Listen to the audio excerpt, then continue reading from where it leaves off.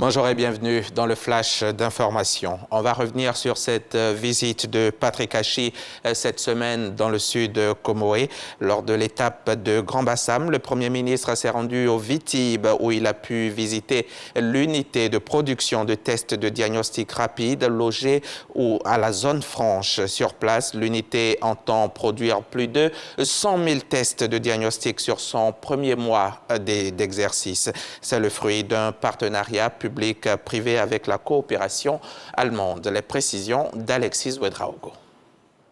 Le dépistage rapide, l'une des clés pour contrer la Covid-19. Plus vite l'on est dépisté, plus rapide est la rupture de la chaîne de transmission. Depuis plusieurs semaines, en partenariat avec des biologistes ivoiriens, l'entreprise allemande Labor produit des tests rapides au Vitibe.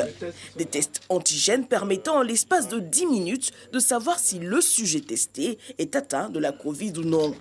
Jeudi, le Premier ministre était sur ce site de production. Les gens croient qu'ils ont un palu, ils traitent un palu, ils attendent 3, 4, 5 jours, le palu ne guérit toujours pas, puis ils vont maintenant faire un test PCR. Au moment où ils le font, ils se rendent compte que la maladie a tellement évolué que les possibilités de guérison deviennent très faibles. Et beaucoup justement de cas de létalité, en dehors des causes de morbidité, sont dus à un diagnostic tardif de la maladie. Donc le test antigène a cet avantage, et vous venez le voir tout de suite, puisque moi-même j'ai fait le test, qu'en l'espace de 10 minutes, il vous permet d'écarter du diagnostic de la corona.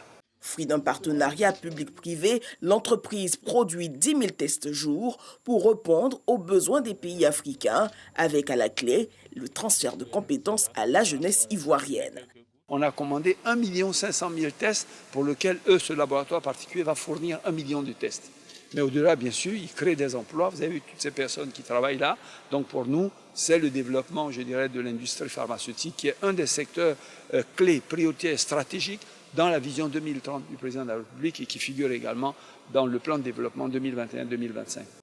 Autre étape, la production prochaine de vaccins sur place. Avec déjà cette première étape de production de tests antigènes, ça montre que l'écosystème ivoirien permet d'attirer des investissements directs étrangers extrêmement importants dans des secteurs de pointe d'industrie pharmaceutique et crée donc les conditions pour avancer à la prochaine étape qui est la production de vaccins et sur lequel nous sommes en train de travailler avec le ministre de la Santé. Les tests rapides produits peuvent être utilisés partout, notamment dans les régions rurales avec une infrastructure réduite. Et parlant de santé, je reçois tout à l'heure le chef du service cancérologie du CHU de Trècheville, professeur Innocent Adoubi. Dans le cadre donc d'Octobre Rose, nous allons parler lutte contre le cancer du sein, ce cancer fréquent chez les femmes en Côte d'Ivoire. Ce sera le sujet du magazine du dimanche et l'heure, vous la connaissez, elle reste inchangée. C'est 13 h et c'est sur RTI 1. Miss Belmonde Dogo à Yopougon hier samedi. La ministre de la Solidarité est allée apporter le réconfort, le soutien du gouvernement tout entier aux parents des 2 écoliers disparus lors de la forte pluie de vendredi. C'est avec le cœur serré que la ministre s'est ensuite rendue sur le lieu du drame, en présence de nos reporters, bien sûr, Zakaria Traoré et Dangui, leur reportage tout à l'heure dans le 13 h. L'UTEXI également a besoin d'assistance. Cette unité spécialisée dans la filature et la fabrique de tissus est à l'agonie depuis quelque temps déjà. Il faut relancer les activités de l'usine pour faire renaître l'industrie textile ivoirienne. C'est cette idée qui a conduit le ministre de l'économie et celui du commerce à Dimbokro, où est basée l'unité. On en parlera en détail dans le 13 h avec Lanciné Bakayoko. D'ici là, allons-y en RDC, où le président Tshisekedi a entériné la composition de l'équipe de la CENI vendredi soir. En dépit des réserves observées côté opposition dans le camp des partisans du pouvoir, c'est une très bonne chose, mais tout le monde n'est pas forcément du même avis. Mais déjà, des inquiétudes de débordement sont perceptibles du côté d'une grande partie de la société civile. En Turquie, les ambassadeurs de 10 pays occidentaux qui avaient appelé cette semaine à la libération de l'homme d'affaires et philanthrope Osman Kavala ont été déclarés persona non grata sur ordre de Recep Tayyip Erdogan.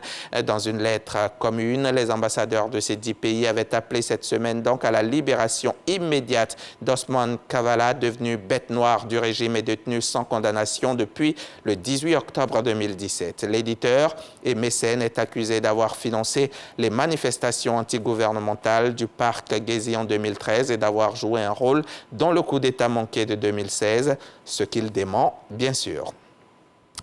Le réalisateur somalien a reçu la récompense suprême du FESPACO, le festival de cinéma de Ouagadougou, pour son film La femme du fossoyeur, un film qui relate les batailles d'un homme pour sauver sa compagne, pour garder sa famille unie. Il n'y a pas eu de débat au sein du jury. La femme du fossoyeur a fait l'unanimité. Les femmes sont nombreuses à avoir été mises à l'honneur de cette édition. C'est ainsi une cinéaste haïtienne, Jessica Jeunesse, qui remporte l'étalon d'argent pour son film Freda, quand la Tunisienne Leïla Bouzid soulève l'étalon de bronze pour une histoire d'amour et de désir.